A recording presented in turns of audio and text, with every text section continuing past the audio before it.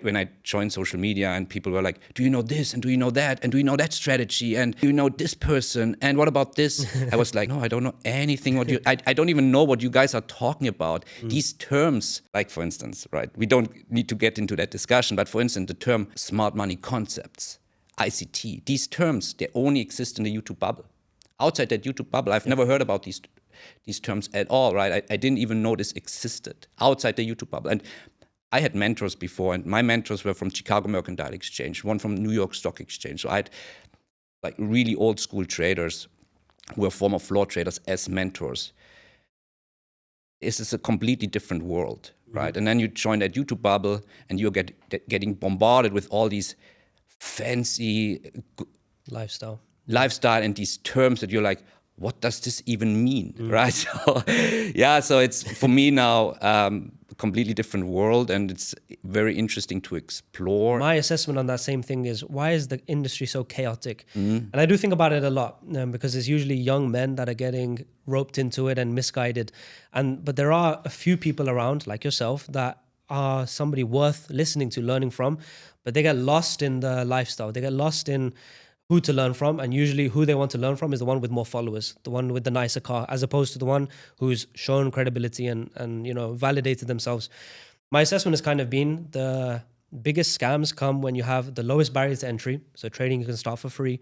You can get a broker and sign up with $100, MT4 download free, and you don't even need qualifications or anything. Barrier to entry is super low, but upside profitability can be a multi-millionaire, whatever. So when you have infinitely low barrier to entry and infinitely high upside, that's the space where people try and sell a dream. And that's the issue. So you've mentioned you had like not the mentors in the space, not social media mentors. You had true mentors that were working in funds, I guess, or in the professional environment. On the floor, actually. On the floor. Actually, they were floors, like, okay. One of them is actually, frankly speaking, one of them unfortunately died last year.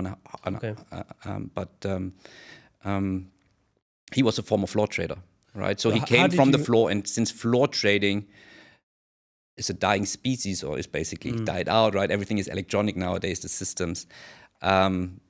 These people, because trading at the end of the day is a lonely business, so they were looking to basically continue to speak about trading, talk about trading, get exposed with other like-minded people. How do you do that? When you start teaching, right? And this is how I... Yeah, I wanted to ask, because I think it's one of the most valuable lessons for the viewers that are watching, because they're usually going to be young newcomers into the industry, and they want to do well. They have good intentions, but they get misguided by the industry, the people in the industry, the tricks of the prop firms, and there's so many pitfalls. It's crazy. Whereas you took a route to profitability with a correct way, let's say.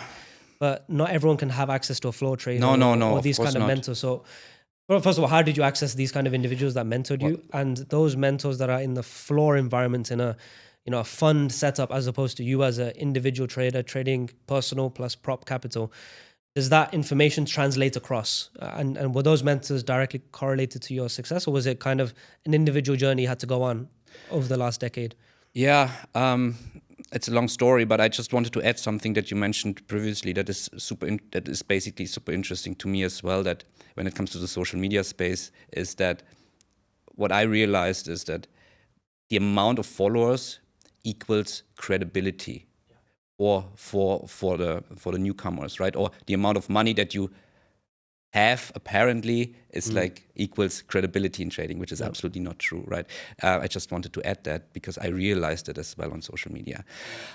But yeah, that's a difficult topic, what you just mentioned. And for me, I can say back in the days, more than 10 years ago, the trading environment or the trading education space was different. It was more like there was no YouTube. I mean, there was YouTube, but it was like minimal, right? I didn't even think about going out and look for educational content on YouTube.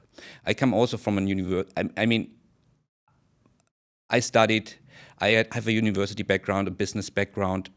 So for me, it made a lot of sense that that trading is another business, is another skill, basically. So if I go out there and just try to figure it out myself, watching content myself and just being by myself, I can never master that skill. I can never master that business. That I need to find someone somehow to teach me that skill. Ideally physical, because I had to go to university. I was taught physically in a classroom environment. So I come from a background that I always had classroom environment, right? So I just had the same, I basically applied the same approach, my background approach to, okay, I want to learn trading, so how do I approach this? The same that how I studied business, basically. I need to find someone who I can like physically learn from, and this is basically how I was doing back then, was doing my research, right? And then I found somebody, and this is basically, I kept the ball rolling.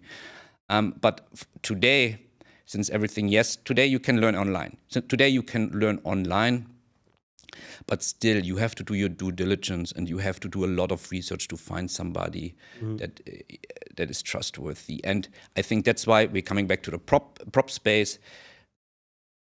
That gives you that prop trading potentially gives you the credibility because you can collect all these certificates, you can get all these payouts, you get that's why I say potentially. There's but it's kind of like a step in the right direction. A step in the right direction. If somebody can showcase consistency, certificates month over month, different, more funding in general. So this is a way how people can go by, okay, this person apparently knows what he is talking about or teaching about and trading. So this is a way how you can start at least, right? Start at least, differentiate and find the needle in the haystack.